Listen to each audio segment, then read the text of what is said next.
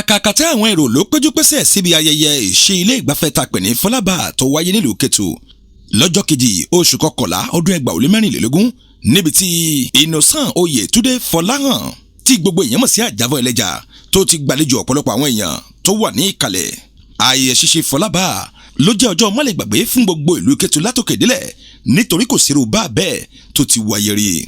Lásìkò tó ń sọ̀rọ̀ aṣojú ọba ti ìlú Kétu èyí tí wọ́n jẹ́ iṣẹ́ kábíyèsí níbi ayẹyẹ ọ̀hún ló sọ di mímọ̀ nípa bí àwọn ọ̀dọ́ ṣe ń dìde láti mú iṣẹ́ ìdàgbàsókè bá ìjọba ìbílẹ̀ ti ìlú Kétu.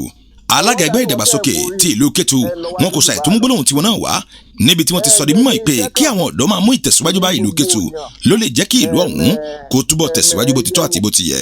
Aṣojú ikọ̀ tí ó ń ṣètò lórí ọ̀rọ̀ àṣà àti ìṣe lórílẹ̀‐èdè Benin bí ẹ̀ka ti ìpínlẹ̀ Plateau àwọn náà pẹ̀lú kò ṣàìwà ń bẹ̀ gẹ́gẹ́ bí ọ̀gá àgbà tó ń darí ẹ̀ka ọ̀rọ̀ àṣà àti ìrìn àjò afẹ́ pẹ̀lú àwọn ilé ìgbafẹ́ lórílẹ̀‐èdè Benin tí a wà yìí. Fún ìtẹ̀síwájú ìyálóde ìlú Kétu pẹ̀lú wà lára àwọn tí ó ń dúgbòlóhùn ká bí èkejì níbi ayẹyẹ náà. Lásìkò tó ń ka ìwé àpilẹ̀kọ ẹ̀ ọ̀gbẹ́ni Ọmọfọláhàn Innocent Oyètúndé nílùú Kétu ó sọ di mímọ̀ pé inú òun dùn lọ́pọ̀lọpọ̀ pẹ̀lú bí ará ọ̀rẹ́ àtòjúlùmọ̀ bí wọ́n ṣe wá báwọn ṣe ilé ìgbafẹ́ tuntun náà èyí tí a pè ní Fọlábà.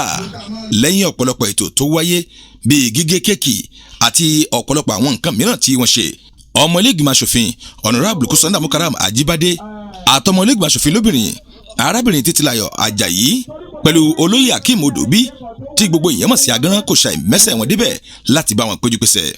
Ní kété ìgbà tí wọ́n wo agbo tààràtà náà ni wọ́n fi ṣe láti lọ kí òní nǹkan kí ó tó di pé wọ́n wá fìkàlẹ̀ sí i. Onírúurú àwọn ayẹyẹ kọ̀ọ̀kan ló wáyé níbi tí wọ́n ti kéwì ṣe ọ̀pọ̀lọpọ̀ àwọn eré ọlọ́kan òjọ̀kan kí ó tó di pé gbogbo rẹ̀ tẹnu gbèpò.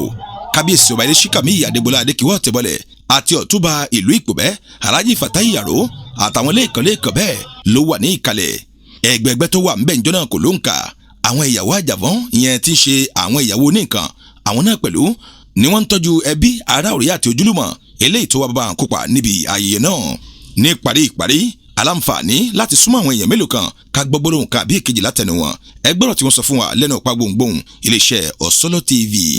Èmi ni nǹkan ṣe èmi ni mò ń ṣe nǹkan èèyàn wá ní lọ́wọ́ gbọ́ pé kò ní kò fún tí kì í tọ́lá jẹun báyìí lọ wà nìyẹn.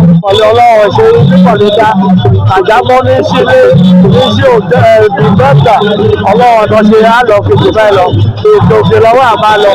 Inú ìdè ń dùn ẹ bá mọ̀ pé ní bàbá ẹgbẹ́ dàgbàsókè gbogbo ìlú Kétu ayọ̀ ń kún ni kí Kétu ó tiẹ̀ di lọ́la bọ́ lómìnira ló ìṣìkò àdúrà kẹ́ máa ṣe fún un lọ́kọ̀ mú inú un ṣé ní ni òun lónìí kí òun kọ́ máa ṣe fún mèremère kí Kétu kó lè mẹ́rin nílọ síwájú òun làdúrà ìtẹ̀mí gbogbo ìgbà àmọ́ ẹ̀yọ kan ṣo ẹ̀yìn tọrọ lọ́dọ̀ gbogbo ìṣẹ́nu ọkọ fẹ́ràn ara wọn ọkọ máa ṣòdodo torí bá ń ṣòdodo nílọ síwájú. ẹ pàtẹ́wọ́ fún wọn. olùmẹ̀wọ̀ kò ní mẹ̀mọ́ ẹ̀tẹ́. ẹ pàtẹ́wọ́ fún wọn.